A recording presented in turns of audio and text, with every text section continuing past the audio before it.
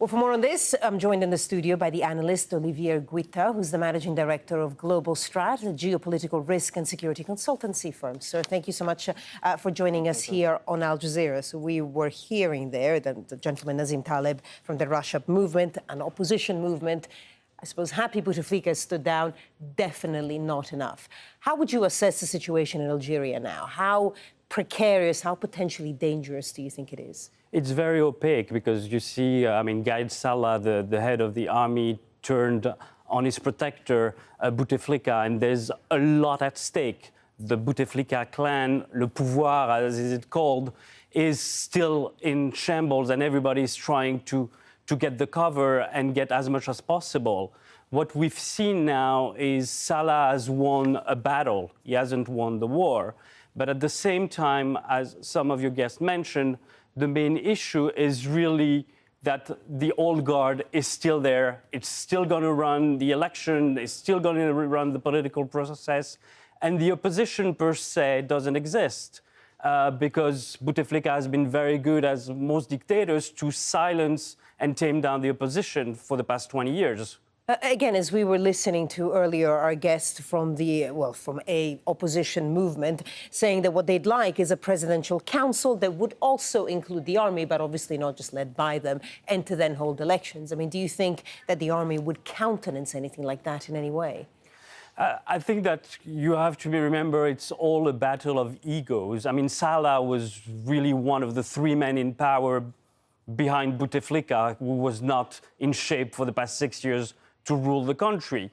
Salah has a lot to lose, and the army has a lot to lose in a free and democratic process. Algeria is a very rich country full of oil and gas, and stories of corruption will come down, and the regime will be pointed in one way or another to stealing. We've seen already that 3 members close to Bouteflika have been arrested trying to cross into Tunisia with large sum of money. So there's plenty of things that need to be done in terms of the democracy, but also people have to be realistic. In 90 days, you cannot build a civil society. You cannot build free and fair elections. It's going to be impossible because of the fact that Bouteflika was very good at taming down the opposition. And having said that, though, in the past 6 weeks, we have seen a lot of people take to the streets and stay there until they got part of what they wanted. In those 6 weeks, have you seen anything that resembles some kind of cohesive opposition? Any names emerge? Any potential leaders from the demonstrations that we've seen? Not really. I mean, one of the men that we've seen is Bouchachi, was a defender of human rights that has credibility on the street.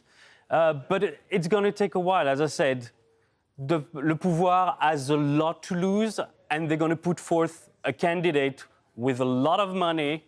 And we don't know if the elections are going to be free, fair, and there's not going to be any swindling going around. Yeah.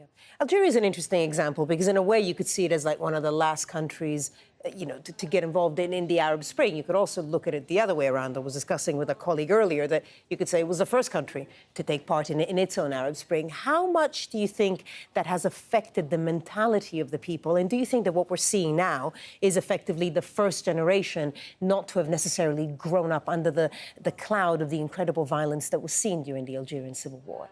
Yeah, I think that le pouvoir couldn't get away with the fact that Bouteflika was not seen for the past 6 years and that people thought that they were taking themselves for fools. So I think that you're right. This generation is all about trying to change the dynamics, but it's going to take a long while. We've seen that in past demonstrations, like in '88, where the power is extremely good at playing shenanigans and finding a way to get out of some crisis with either subsidies or a way out. So I'm concerned about this scenario replicating itself. Olivier Guitta, a managing director from Global Strat, sir. Thank you. Thank you.